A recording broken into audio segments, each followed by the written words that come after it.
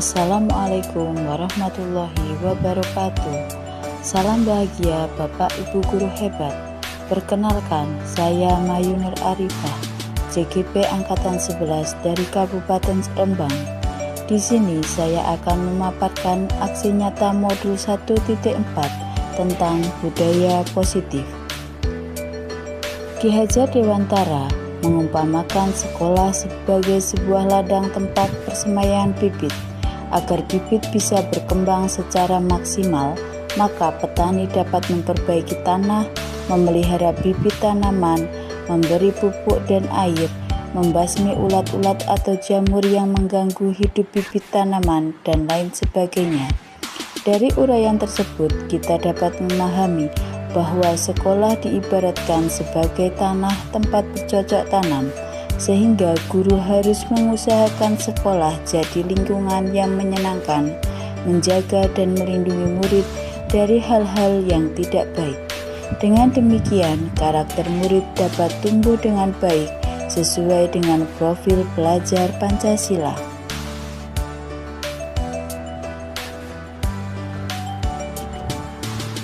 Kegiatan pada aksi nyata ini terdiri dari pembuatan keyakinan kelas dan diseminasi budaya positif di TK Pelita Hati.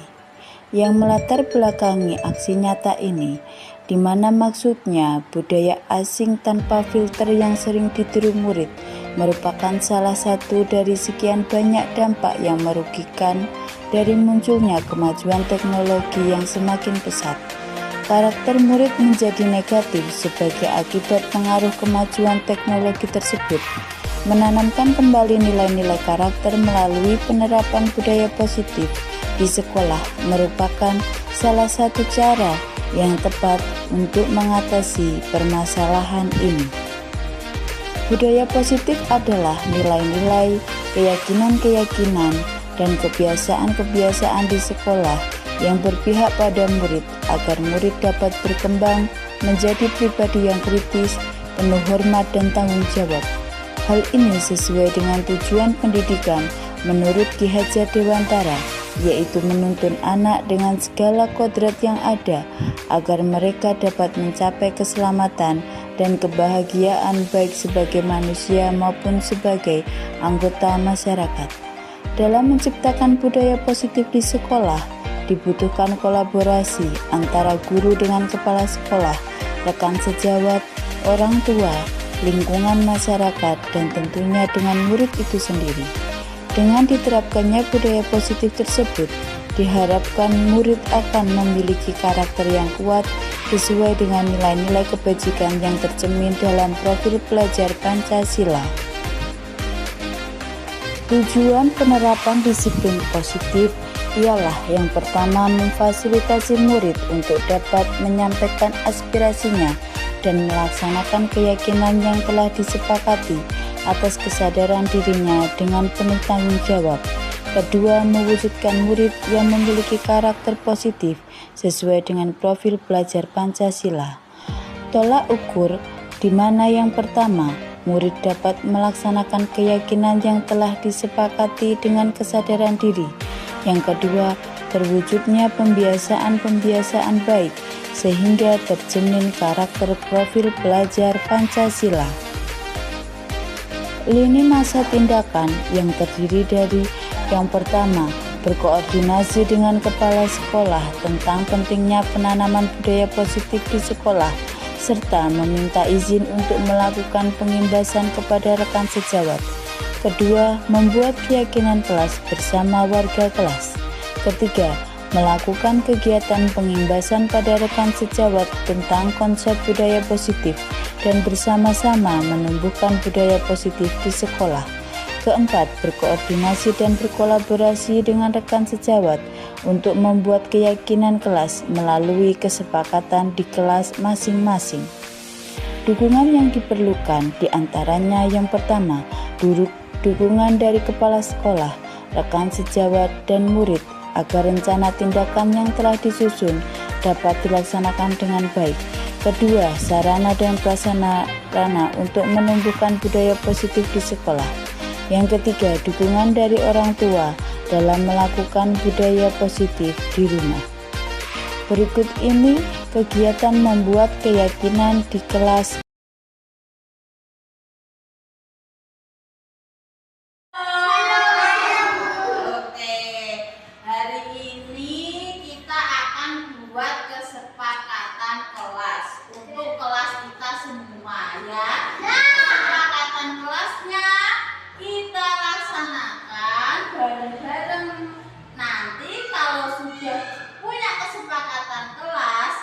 Kesepakatan kelasnya bisa jadi untuk keyakinan kelas kita, ya. Semua loh ya. Oke. Yang pertama, anak-anak itu pengen kelasnya gimana? Bersih. Oke, kelasnya bersih. Kalau kelasnya bersih itu harus gimana ya? Dibuang sampah. Sampahnya dibuang gimana, Mbak Penny?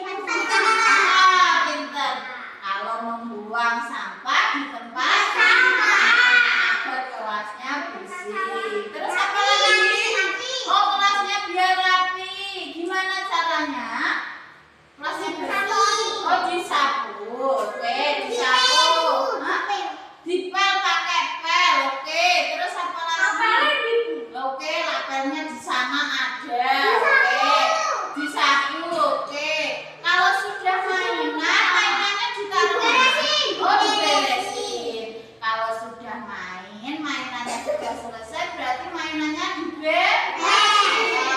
ditaruh di tempat mainan. Terus untuk alat tulisnya, anak-anak kalau sudah selesai digunakan, dirapikan atau tidak? Terlibat. Kalau main tak. Iya, pintar Mas Tifai. Kalau sudah mainannya dibereskan. Kalau sudah selesai pembelajaran, alat tulisnya dirapikan agar kelasnya rapi. Pintar agar kelasnya rapi. Tadi yang pertama kelasnya bersih, kedua kelasnya rapi. Terus yang ketiga apa lagi?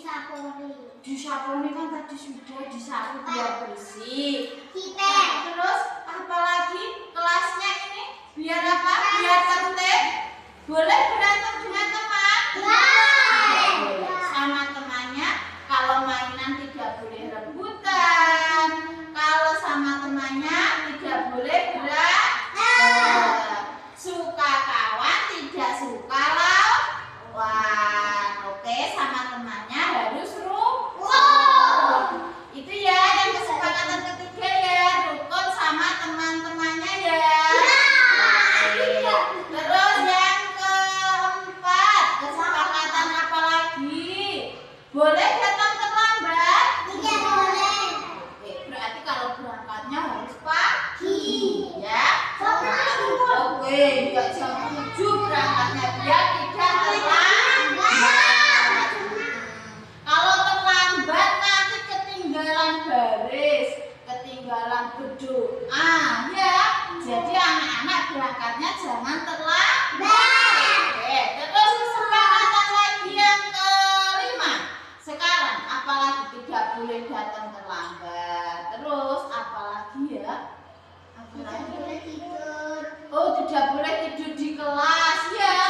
Oh iya, tidak boleh tidur di kelas. Terus oh, kalau mau buang air kecil, mau buang air besar di mana? Pintar sih di kamar mandi. Terus lagi, kesepakatan apa lagi? Kalau mau cuci tangan harus antri. Mau menaruh sepatu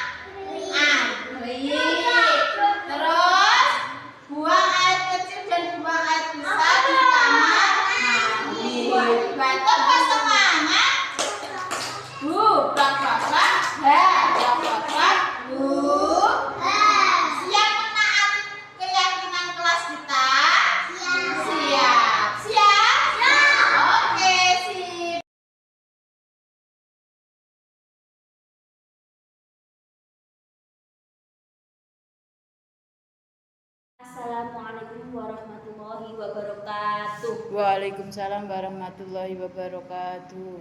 Alhamdulillahirabbil alamin. Wassalatu wassalamu ala asyrofil anbiya'i wal mursalin sayyidina wa maulana Muhammadin wa ala alihi wa ashabihi ajma'in. La haula wala quwwata illa billahil aliyil azim. Amma ba'd. Yang terhormat Kepala TK Pelita Hati Kedungringin, yang terhormat rekan sejawat, pertama-tama marilah kita panjatkan puji syukur kehadirat Allah SWT yang mana pada pagi hari ini kita dapat berkumpul dalam keadaan sehat walafiat.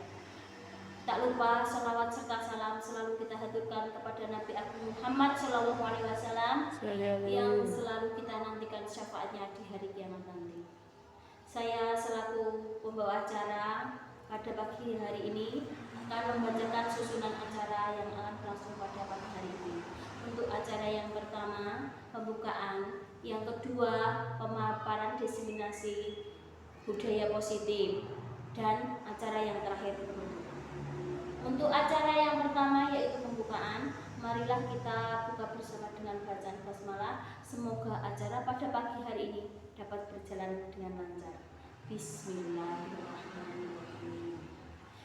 Kita lanjut acara yang kedua yaitu pemaparan diseminasi budaya positif yang akan disampaikan oleh Ibu Mayur Arifah. Kepada beliau waktu dan tempat dipersilakan. Assalamualaikum warahmatullahi wabarakatuh.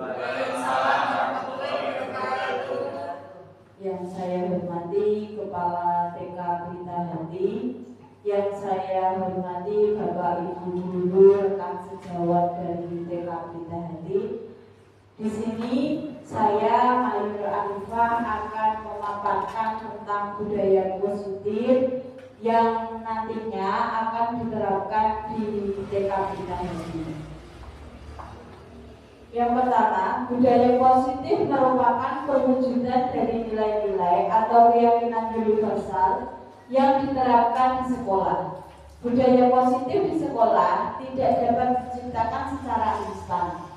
Dalam penerapan budaya positif di sekolah diperlukan tuntunan dan tauladan dari seorang guru, di mana guru harus menjadi contoh yang baik sehingga murid dengan kesadaran sendiri akan mengikuti apa yang dilakukan oleh guru. Konsep inti dari budaya positif ada beberapa. Yang pertama, perubahan paradigma belajar, disiplin positif, nilai-nilai kebajikan, kebutuhan dasar manusia, motivasi perilaku manusia, posisi kontrol guru, keyakinan kelas, dan segitiga restitusi. Pembelajaran dengan paradigma baru dirancang berdasarkan prinsip pembelajaran yang berdiferensiasi sehingga setiap siswa belajar sesuai dengan kebutuhannya dari tahap perkembangannya untuk mewujudkan profil pelajar Pancasila nantinya. Kemudian yang sering terjadi miskonsepsi tentang teori kontrol, di mana ilusi seorang guru mengontrol murid. Selama ini yang terjadi pada miskonsepsi tentang teori kontrol seperti itu. Kemudian ada ilusi bahwa kritik dan membuat rasa bersalah mampu menguatkan karakter. Dan yang ketiga, ilusi bahwa semua penguatan positif efektif dan bermanfaat. Dan yang keempat, ilusi bahwa orang dewasa berhak memaksa. Kemudian untuk mengubah paradigma stimulus respon ke pendekatan teori kontrol itu ada beberapa. Seperti yang pertama, pada stimulus respon realitas kebutuhan kita dianggap sama. Kemudian kita ubah menjadi teori kontrol bahwa realitas kebutuhan kita itu berbeda. Yang kedua, semua orang melihat hal yang sama pada stimulus respon. Kita ubah pada teori kontrol bahwa setiap orang memiliki gambaran yang berbeda. Yang ketiga, ketika mencoba mengubah orang agar berpandangan sama dengan kita, itu pada stimulus respon, kita ubah menjadi ke teori kontrol dengan kita berusaha memahami pandangan orang lain tentang dunia. Yang keempat, perilaku buruk dilihat sebagai suatu kesalahan. Itu pada stimulus respon. Pada teori kontrol, semua perilaku memiliki tujuan. Yang kelima, pada stimulus respon, orang lain bisa mengontrol saya. Tetapi pada teori kontrol, hanya Anda yang bisa mengontrol diri Anda. Yang keenam, pada stimulus respon, saya bisa mengontrol orang lain, sedangkan teori kontrol, Anda tidak bisa mengontrol orang lain. Pada stimulus respon yang ketujuh, pemaksaan ada pada saat rujukan gagal. Pada teori kontrol, kolaborasi dan konsensus menciptakan pilihan-pilihan baru. Dan yang terakhir, stimulus respon terakhir, model berpikir menang atau kalah. Itu pada teori kontrol, model berpikir menang-menang. Kemudian kita masuk ke disiplin positif. Disiplin sendiri itu berasal dari bahasa Latin disiplina yang artinya belajar. Disiplin mengacu pada disiplin diri, membuat orang menggali potensinya menuju sebuah tujuan apa yang dia hargai. Namun dalam budaya kita, makna kata disiplin telah berubah menjadi sesuatu yang dilakukan seseorang pada orang lain untuk mendapatkan kepatuhan. Kecenderungan umum adalah menghubungkan kata disiplin dengan ketidaknyamanan, bukan dengan apa yang kita hargai atau pencapaian suatu tujuan yang mulia. Makna disiplin tersendiri itu belajar mengontrol diri dengan menggali potensi kita agar tercapai tujuan mulia, yaitu sesuatu menjadi seseorang yang kita inginkan berdasarkan nilai-nilai yang kita hargai. Kebutuhan dasar manusia. Pasti kita semua sebagai manusia itu mempunyai kebutuhan dasar, ya. Kebutuhan dasar manusia adalah segala sesuatu yang kita lakukan untuk mendapatkan apa yang kita inginkan. Seluruh tindakan yang kita lakukan memiliki tujuan tertentu, dan semua usaha terbaik yang kita lakukan adalah dalam rangka agar kebutuhan dasar kita terpenuhi dengan baik. Ada 5 kebutuhan dasar manusia. Mungkin Bapak Ibu guru juga sudah tahu di kelasnya ketika menghadapi anak-anak. Kemudian Bapak Ibu guru juga mungkin merasakan sendiri kebutuhan dasar manusia itu.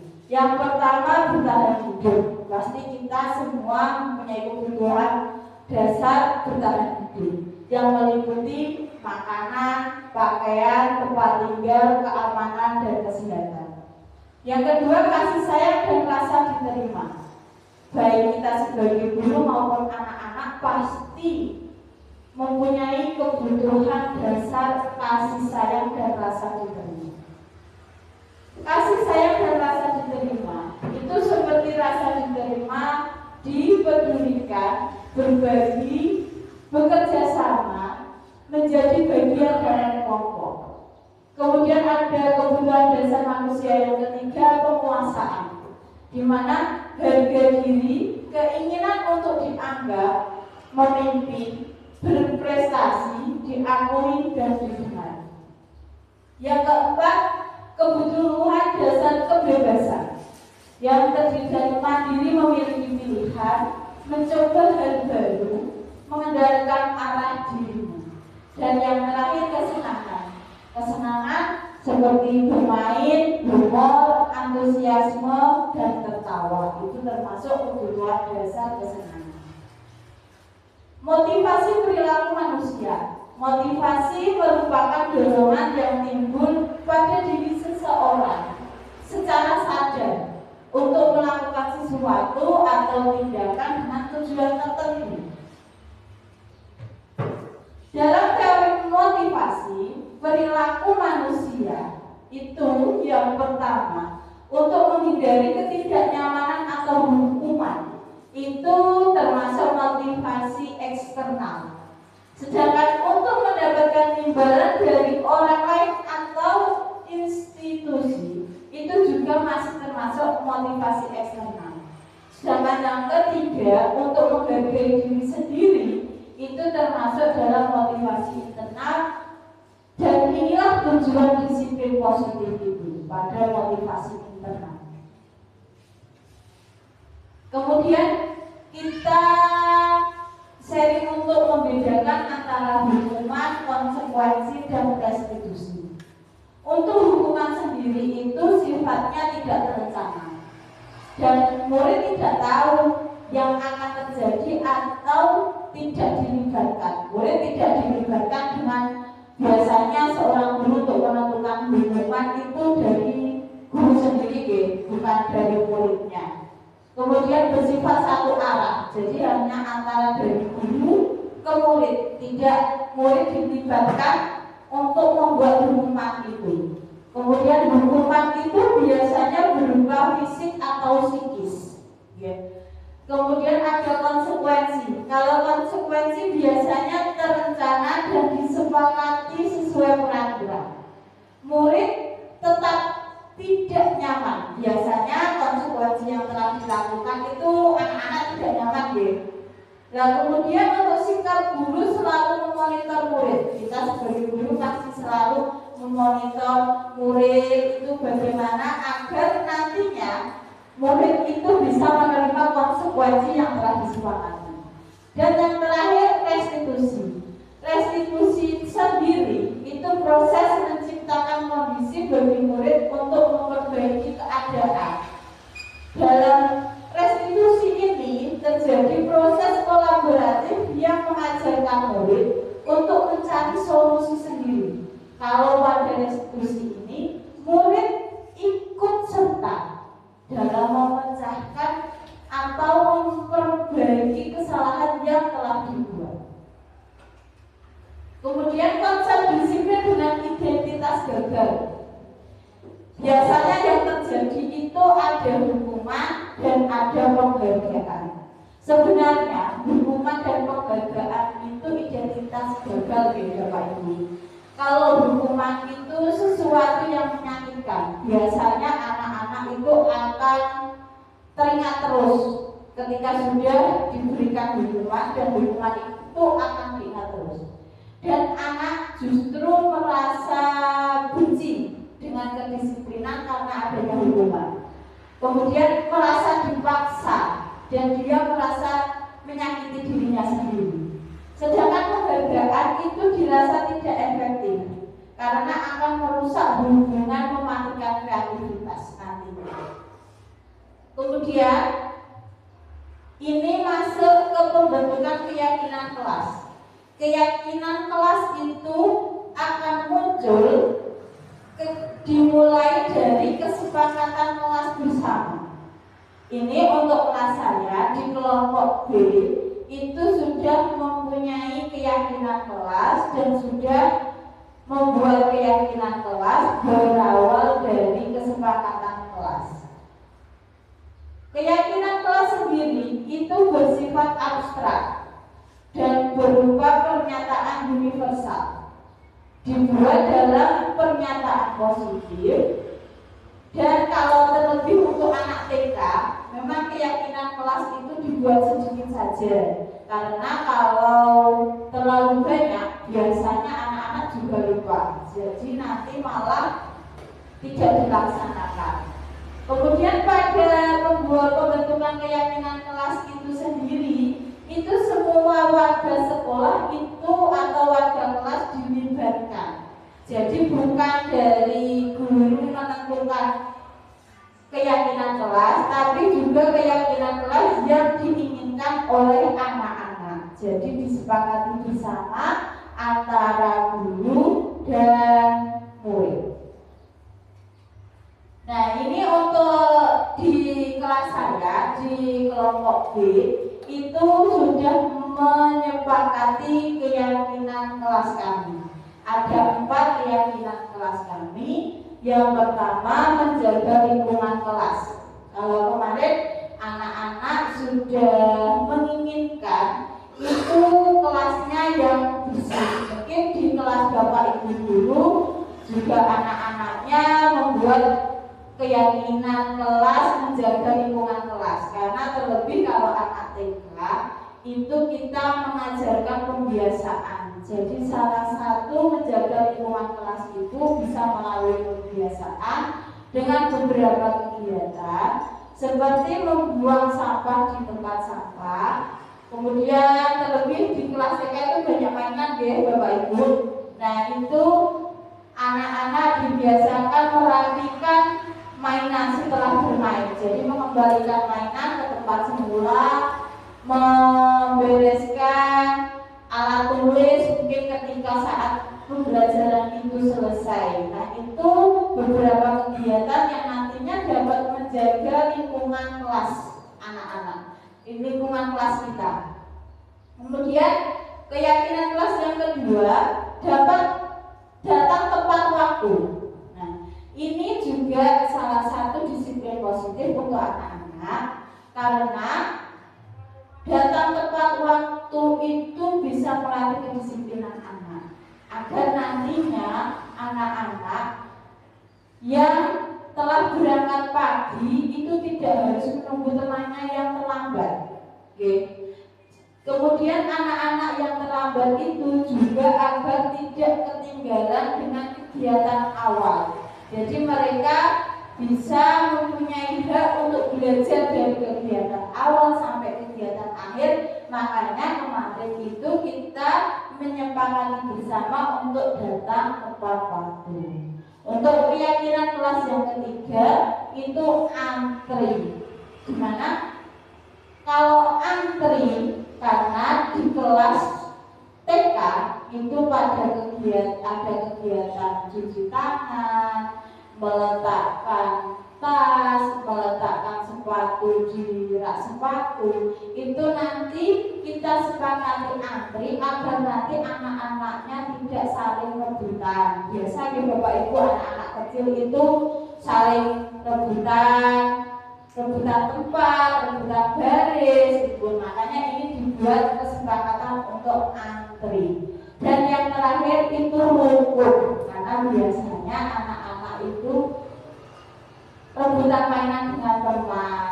Kemudian biasa ya ada yang berantem, ada yang nantinya nangis. Makanya ini disepakati untuk rukun dengan teman agar mereka itu ketika di kelas merasa nyaman juga. Karena kalau sudah rukun dengan teman, otomatis nanti anak-anak juga nyaman ya. Nah untuk selanjutnya ini ada 5 posisi kontrol dulu. Yang pertama sebagai penghukum, manajer, teman, pemantau, dan pembuat rasa bersalah. Ini ada 5 posisi kontrol dulu. Contoh penerapan posisi kontrol. Yang pertama, pada penghukum ini itu seperti hormat pada bendera selama 1 jam. Itu salah satu contoh penerapannya. Kemudian pada posisi kontrol yang kedua teman, itu contohnya biasanya itu seperti ini. Ayo dong ikuti aturan sekolah. Tolong bantu ibu ya sekali ini. Ya sudah tidak apa-apa, lain kali jangan sampai berbuat seperti ini lagi ya. Itu kita sebagai teman. Kemudian yang ketiga, posisi kontrol sebagai pemantau. Itu biasanya seperti ini. Kamu sudah melanggar ya? Tentu saja kamu tahu konsekuensinya. Itu biasanya Bapak Ibu guru kalau sebagai pemantau. Kalau sebagai pembuat rasa bersalah, itu biasanya itu mengungkapkan seperti ibu sudah berulang kali memberitahu kamu, tetapi kamu selalu mengecewakan ibu. Okay? Untuk yang kelima sebagai manajer itu biasanya seperti apa kamu tahu kesalahanmu? Apa yang bisa kamu lakukan untuk memperbaiki kesalahanmu? Itu biasanya seperti itu. Oke? Kemudian untuk pengertian restitusi, kita masuk ke segitiga restitusi. Ini yang pertama tentang pengertian restitusi, di mana restitusi adalah proses menciptakan kondisi bagi murid untuk memperbaiki kesalahan mereka, sehingga mereka bisa kembali pada kelompok mereka dengan karakter yang lebih kuat. Restitusi juga merupakan proses kolaboratif yang mengajarkan murid untuk mencari solusi untuk masalah mereka dan membantu murid berpikir tentang orang seperti apa yang mereka ingin menjadi. Jadi tujuannya nanti dia itu ingin seperti apa dan bagaimana mereka harus memperlakukan orang lain. Itu dari pengertian restitusi. Ciri-ciri restitusi itu ada 9. Yang pertama, bukan untuk menebus kesalahan, namun untuk belajar dari kesalahan. Yang kedua, memperbaiki hubungan. Yang ketiga, tawaran, bukan paksaan. Yang keempat, restitusi menuntut untuk melihat ke dalam dirinya sendiri. Yang kelima, restitusi mencari kebutuhan dasar yang mendasari tindakan. Tindakan nantinya itu dia mencari kebutuhan dasarnya apa. Kemudian restitusi diri adalah cara yang paling baik. Restitusi fokus pada karakter, bukan tindakan. Restitusi fokus pada solusi nanti yang akan ditentukan, dan restitusi mengembalikan murid yang berbuat salah pada kelompoknya.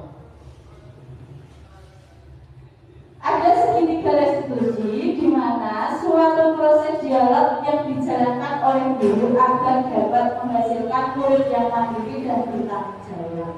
Mungkin Bapak Ibu guru nantinya setelah mengetahui ini dapat menerapkan segitiga restitusi ini di kelas Bapak Ibu ketika menghadapi murid Bapak Ibu.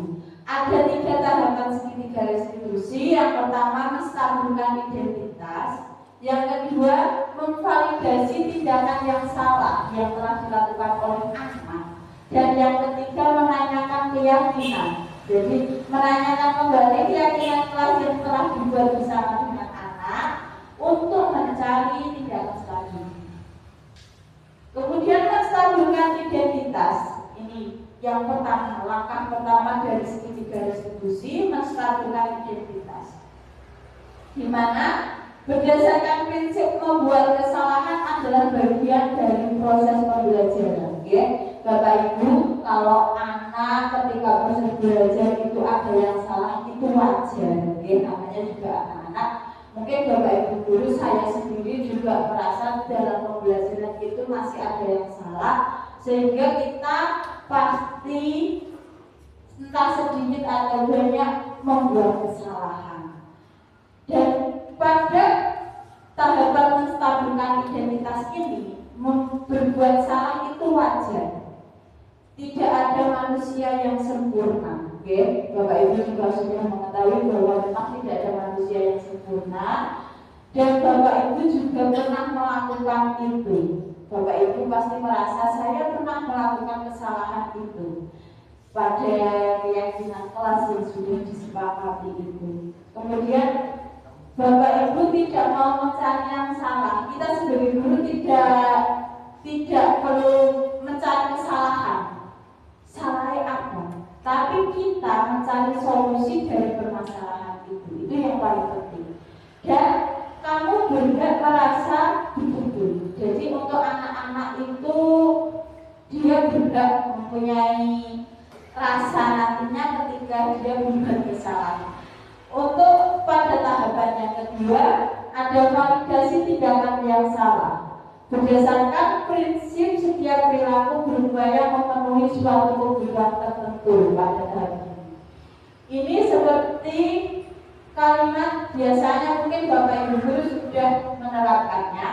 Seperti kamu pasti punya alasan mengapa melakukan hal itu. Biasanya kalau anak-anak berbuat kesalahan, kalau kita tanya alasannya apa, itu pasti dia akan mengungkapkan dia melakukan kesalahan itu pasti punya alasan, tidak tidak. Makanya kita terapkan di segitiga restitusi itu agar kita juga mengetahui alasan dari anak-anak ketika melakukan kesalahan. Padahal kamu bisa melakukan yang lebih buruk dari ini. Biasanya kita ibaratnya memancing seperti itu, agar anak itu juga mengungkapkan bahwa memang yang dia lakukan itu bukan semata-mata fatal, kesalahan yang fatal. Kemudian kamu melakukannya karena mempertahankan sesuatu yang penting. Biasanya dia melakukan kesalahan itu karena dia mempertahankan dirinya atau mempertahankan hal yang dirasa memang penting bagi dia. Kemudian yang tindakan selanjutnya adalah menanyakan keyakinan. Tadi biasa kalau di kelas saya tadi sudah ada keyakinan kelas, kita kembali flashback lagi untuk menanyakan keyakinan. Pada tahapan ini prinsip teori kontrol bahwa pada dasarnya kita termotivasi secara intrinsik. Tadi sudah dibahas di depan bahwa tujuan dari disiplin positif ini memang dari motivasi intrinsik. Kita mengulas lagi, flashback lagi ke keyakinan kelas yang sudah disepakati bersama. Kemudian kita mencari nilai-nilai apa yang telah disepakati dan seperti apa gambaran sebuah kelas yang ideal menurut kamu. Jadi nanti biar anak-anak itu juga punya pandangan ideal kelas yang mereka inginkan. Nah, ketika dia melakukan kesalahan, dia juga bisa tahu nanti dia ingin menjadi orang yang seperti apa kalau berbuat ini, berbuat itu, seperti itu ya. Kemudian ini contoh penerapan segitiga restitusi di kelas saya. Ini ya ada satu kasus yang terjadi. Kemudian saya berusaha menerapkan segitiga restitusi yang semoga bisa bermanfaat untuk Bapak Ibu.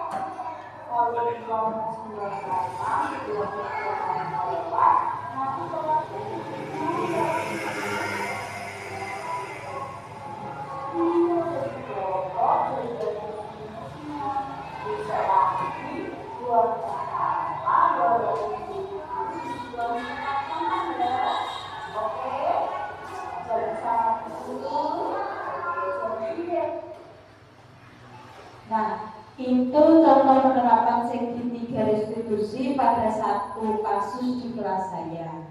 Itu namanya Asna. Dia telah melakukan kesalahan membuang sampah sembarangan. Dia melakukan kesalahan membuang sampah itu di kelas. Padahal di keyakinan kelas kita itu sudah disepakati bahwa kita menjaga lingkungan kelas, baik itu kelas atau sekolah, dan salah satu kegiatan menjaga lingkungan itu membuang sampah pada tempat sampah. Tetapi Mbak Asna ini membuang sampah sembarangan. Kemudian saya memvalidasi kesalahannya, di mana dia mempunyai alasan bahwa memang dia itu buru-buru. Dia buru-buru mau ke kamar mandi, kemudian sampahnya hanya tinggal dibuang saja dulu, tidak mencari tempat sampah.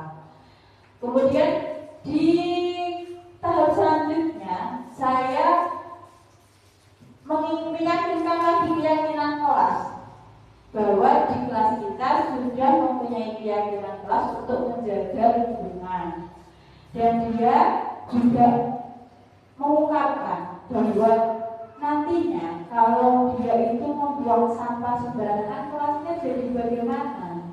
Nah, pada segitiga restitusi ini si anak memang berkesempatan dia mengungkapkan alasannya melakukan kesalahan, dan dia juga nantinya mengetahui hasil dari kesalahannya apa. Terus dia juga, saya itu ingin jadi apa nantinya kalau saya membuang sampah sembarangan. Itu kan tadi dia mengungkapkan kelasnya kotor, kelasnya ada sebutnya. Berarti kan dia tidak menginginkan kelasnya itu tidak ada sebutnya. Nanti kalau ada sebut kan otomatis bahaya gitu ya. Nah, untuk di akhir kegiatannya itu, di akhir penerapan segitiga restitusi itu, dia menyepakati dengan saya untuk tidak mengulangi lagi kesalahan yang telah dibuatnya. Itu contoh penerapan. Mungkin Bapak Ibu guru nantinya bisa menerapkan contoh segitiga restitusi itu di kelas Bapak Ibu sendiri ketika nanti siswa dari Bapak Ibu guru melakukan kesalahan. Oke, untuk yang terakhir pada penutup ini, dalam penerapan program disiplin positif ini, hendaknya guru mewakili standar kepribadian, profesional dan sosial yang baik, di mana guru mampu merefleksi dirinya dalam posisi kontrol saat ini. Bagaimana perjalanan dirinya sebagai among, yakni manajer yang menuntun murid-muridnya menjadi insan yang mandiri, merdeka dan bertanggung jawab. Ini saya kutip dari Standar Nasional Pendidikan, bahwa kita sebagai guru itu juga sebagai among ya. Kita menuntun murid, bukan menuntut, tapi kita menuntun murid agar menjadi insan yang mandiri, merdeka dan bertanggung jawab nantinya. Terus sekian pemaparan dari saya, semoga bermanfaat. Kurang lebihnya mohon maaf. Assalamualaikum warahmatullahi wabarakatuh. Waalaikumsalam warahmatullahi wabarakatuh. Demikianlah pemaparan yang disampaikan oleh Ibu Mayunur Arifah. Dalam pemaparan tadi kita sudah banyak mendapatkan gambaran-gambaran yang baru dan dapat kita laksanakan di pembelajaran di kelas kita. Demikian yang dapat saya sampaikan, kurang lebihnya mohon maaf. Mari kita tutup bersama acara pada pagi hari ini dengan bacaan hamdalah. Alhamdulillahirabbil alamin. Kurang lebihnya mohon maaf. Wabillahi taufiq wal hidayah. Wassalamualaikum warahmatullahi wabarakatuh. Berikut ini adalah umpan balik dari Kepala Sekolah TK Pelita Hati terkait kegiatan diseminasi budaya positif. Assalamualaikum warahmatullahi wabarakatuh. Perkenalkan, nama saya Mujianti Rahayu selaku Kepala Sekolah teman Ibu Mayunur Arifah CGP Angkatan 11. Setelah saya mengikuti diseminasi disiplin positif yang telah dipaparkan oleh Ibu Mayunur Arifah, saya mendapatkan ilmu tentang penerapan disiplin positif. Hal yang paling menginspirasi bagi saya ialah pada penerapan keyakinan kelas dan pada penerapan segitiga restitusi, di mana dulu saya hanya mengetahui aturan yang hanya dipakai oleh siswa dan guru, ternyata kesepakatan itu bisa menjadi sebuah keyakinan kelas. Selain itu, pada contoh penerapan segitiga restitusi yang telah dipaparkan oleh Ibu Mayunur Arifah sangat menginspirasi saya, yang ingin saya terapkan di kelas saya ketika menyelesaikan permasalahan yang dilakukan oleh murid. Terima kasih Ibu Mayunur Arifah atas ilmunya. Semoga Bu Mayunur Arifah diberikan kelancaran dalam melaksanakan pendidikan guru penggerak ini, dan saya nantikan ilmu baru yang bisa dibagikan kepada saya. Terima kasih. Assalamualaikum warahmatullahi wabarakatuh. Berikut ini beberapa umpan balik dari rekan sejawat. Assalamualaikum warahmatullahi wabarakatuh. Perkenalkan, saya Agus Irwandi, rekan sejawat dari rekan saya yaitu Mayunur Arifah CGP Angkatan 11. Di sini saya akan melakukan testimoni terkait dengan kegiatan yang telah disampaikan atau dipaparkan oleh teman saya atau rekan saya yaitu Mayu Nur Arifah. Kegiatan yang dipaparkan atau yang disampaikan sangat bermanfaat sekali bagi saya terkait untuk nanti ke depan dalam hal mengelola kelas untuk lebih baik lagi. Di sini saya akan menyampaikan beberapa poin kaitannya dengan materi yang telah disampaikan.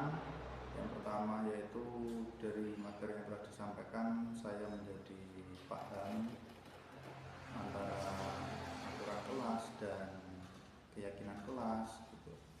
Untuk aturan kelas sebenarnya saya telah melakukan bersama anak didik, para peserta didik saya, setelah melakukan kesepakatan aturan kelas.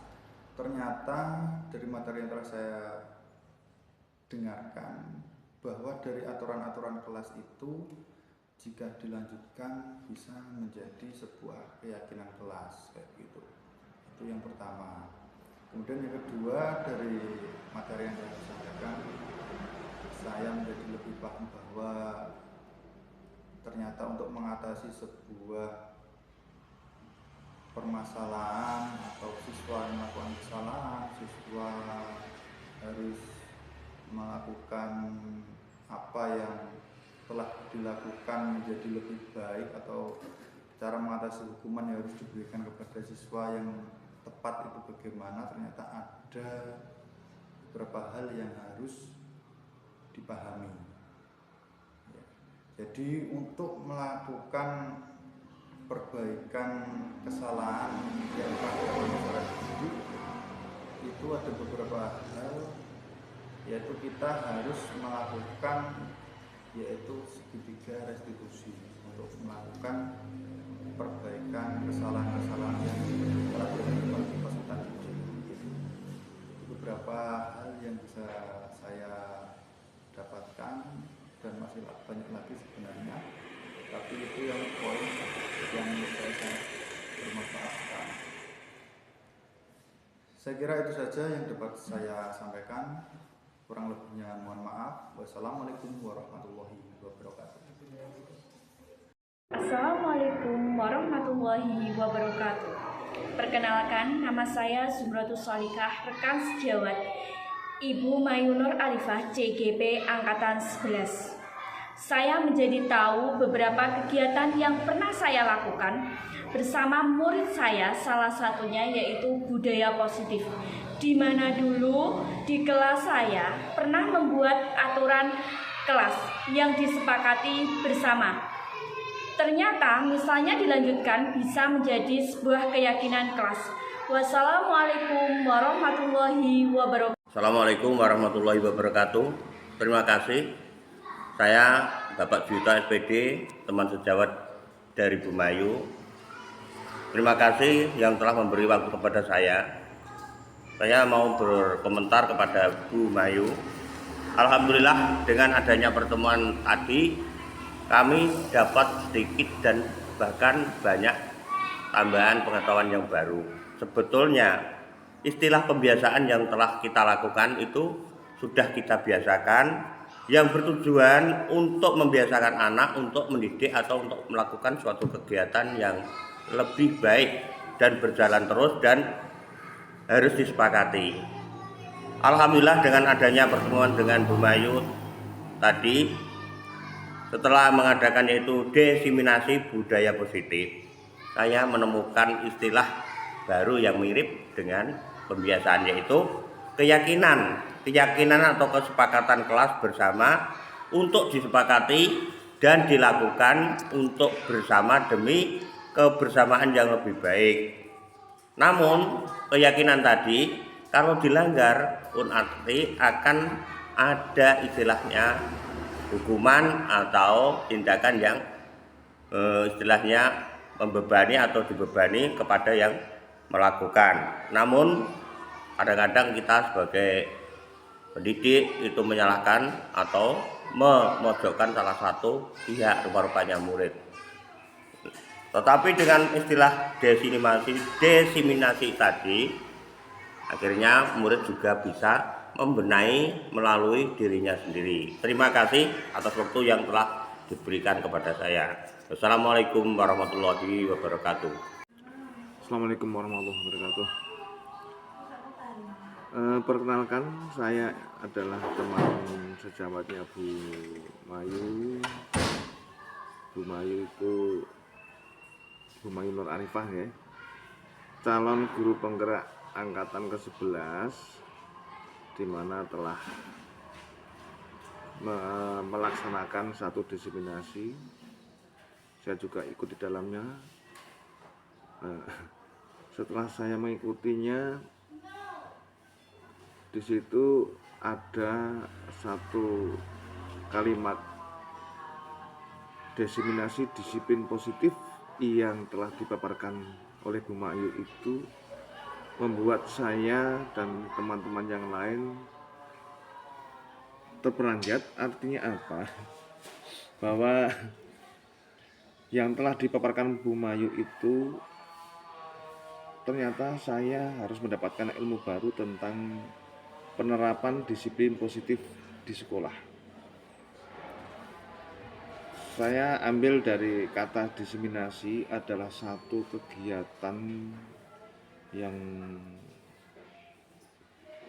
bermuara kepada anak. Semua hal-hal yang baik harus dipublikasikan, disosialisasikan kepada anak. Termasuk di sini adalah penerapan disiplin positif di sekolah.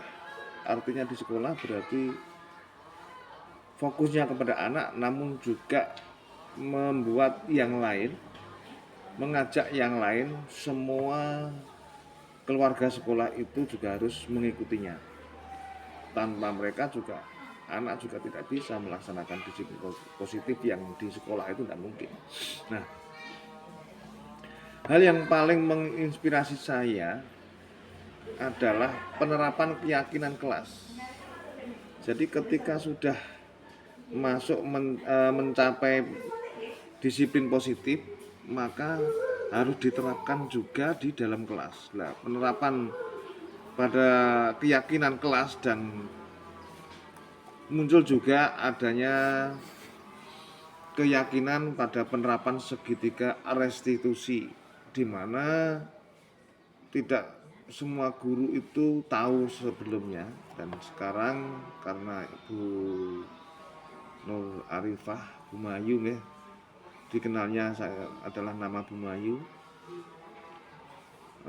sudah memberikan penjelasan, memberikan narasinya, memaparkan kepada kami. Ternyata anggapan-anggapan dulu itu harus berubah, dimana dulu saya hanya mengetahui aturan yang hanya disepakati oleh siswa dan guru saja.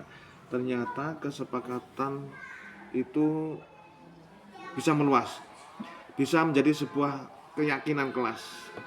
Keyakinan kelas inilah yang harus kita kita lestarikan. Setidaknya minimal kita harus mengembangkan. Setelah berkembang baik, kemudian kita lestarikan.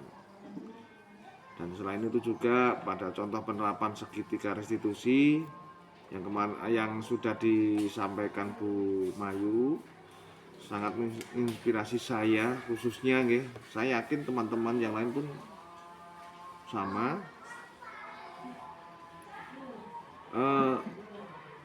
Bu Mayu sangat bisa mendekati titik fokus untuk membongkar yang namanya inspirasi dari kelas itu sendiri. Jadi adanya suatu kejadian yang disebut keyakinan kelas itu tadi, insya Allah kita terapkan di kelas. Bahkan Bapak Ibu yang lain juga maunya semacam itu, ya, bisa menginspirasi teman-teman semuanya untuk menerapkan, mengejawantahkan, mengimplementasikan yang namanya segitiga restitusi juga keyakinan kelas itu. Kemudian selepasnya juga bahwa ketika menyelesaikan permasalahan-permasalahan yang ada terkait dengan keberadaan siswa atau yang namanya anak itu memang mempunyai latar belakang keluarga yang berbeda, nih. Sebab apalagi di desa ini yang namanya pendidikan umum, khususnya di wilayah sini itu pendidikan yang paling banyak adalah pendidikan agamis. Untuk pendidikan umum ini hanya beberapa titik saja. Nah, dengan ini permasalahan-permasalahan yang terjadi pada anak ini juga cukup kompleks, sehingga butuh adanya satu pencerahan, kemudian pengembangan dari keyakinan kelas itu sendiri untuk bisa mengatasi semua problema yang ada di kelas, bahkan tidak hanya di kelas, juga di sekolah. Nah, dengan ini saya memastikan bahwa apa yang dipaparkan Bu Mayu adalah sesuatu yang baru. Diseminasi adalah suatu tugas, suatu kejadian di mana orang harus selalu mempublikasikan, guru khususnya harus selalu mempublikasikan, mengedukasi terhadap lingkungan, yang dimana lingkungan itu juga di dalamnya adalah teman-teman guru juga, tentunya juga bisa dinikmati atau bisa dilakukan oleh kepala TK-nya atau juga wali muridnya. Dan di mana-mana sekarang itu yang namanya wali murid itu selalu ada di antara anak-anak ketika terjadi kegiatan pendidikan di dalam kelas. Ibu-ibu selalu ada di sana di luar kelas, tapi selalu mengikuti juga. Nah, dengan begitu kan insya Allah tertular begitu. Kemudian dengan adanya paparan yang disampaikan Bu Mayu, jelas ada beberapa ilmu baru bagi teman sejawat, tentunya itu bermanfaat sekali untuk kedepannya. Insya Allah kami juga akan menerapkan, mengimplementasikan, mengejawantahkan, menerapkan di kelasnya, ya. Apa yang disampaikan Bu Mayu itu memang cukup normatif dan logis. Makanya kalimat saya terakhir adalah terima kasih Bu Mayu atas ilmu barunya. Walaupun katakan mungkin ilmu baru ini juga berangkat dari belajar secara real di kelas beberapa waktu, kemudian muncul ilmu baru bagi Bu Mayu yang dipaparkan itu merupakan ilmu baru juga bagi kami semuanya. Sekali lagi saya berterima kasih Bu Mayu. Semoga niatan Bu Mayu mendapatkan kelancaran, diberikan kelancaran oleh Tuhan Allah SWT dalam melaksanakan ini. Cita-citanya Bu Mayu bisa terlaksana, bisa terrealisasi. Insya Allah juga teman-teman bisa mendukung semuanya, sekolah bisa mendukung, minta restu orang tua, insya Allah terkabul dan wujud Bu Mayu. Dan untuk melaksanakan ini semuanya tidak lepas dari dukungan dari teman-teman kepada Bu Mayu. Dan terakhir adalah saya berharap jangan sampai hanya di lingkungan ini saja Bu Mayu memberikan pencerahan, ilmu baru, penularan. Jangan sampai hanya di sini saja, tapi juga di tempat-tempat lain, sehingga ini bisa diterapkan di semua sekolah, semua TK Bu Mayu. Ini pesan saya, sampaikan juga jangan di satu tempat tapi beberapa tempat. dan mereka juga berikan motivasi, mereka juga titipi agar mereka juga mengembangkan di tempat-tempat lain. Ketika ini terjadi maka semuanya akan bisa menikmatinya dan mengajar di dalam kelas dengan teknik yang ada ini bisa dinikmati semuanya sehingga tujuan pendidikan nasional insya Allah juga tercapai. Itu saja Bu Mayu, saya minta maaf dan terima kasih adanya ilmu baru telah kami dapatkan dari Bu Mayu. Cukup sekian. Assalamualaikum warahmatullahi wabarakatuh. Assalamualaikum warahmatullahi wabarakatuh. Perkenalkan, saya Musriatun, rekan sejawat Ibu Mayu Nur Arifah CGP Angkatan 11. Setelah saya mengikuti diseminasi disiplin positif yang telah dipaparkan oleh Ibu Mayu Nur Arifah, saya mendapatkan ilmu tentang penerapan disiplin. Mendapatkan ilmu penerapan disiplin yaitu positif di sekolah yang paling menginspirasi bagi saya adalah pada penerapan keyakinan kelas, di mana dulu saya hanya mengetahui aturan yang dipatuhi oleh siswa dan guru. Ternyata kesepakatan oleh siswa dan guru itu bisa menjadi sebuah keyakinan kelas. Contohnya adalah penerapan segitiga restitusi yang telah dipaparkan oleh Bu Mayu sangat menginspirasi saya yang ingin saya terapkan di kelas saya ketika menyelesaikan permasalahan yang dilakukan oleh murid. Terima kasih Bu Mayu atas ilmunya. Semoga Bu Mayu diberikan kelancaran dalam melaksanakan pendidikan guru penggerak ini dan saya nantikan ilmu baru lagi. Wassalamualaikum warahmatullahi wabarakatuh. Assalamualaikum warahmatullahi wabarakatuh.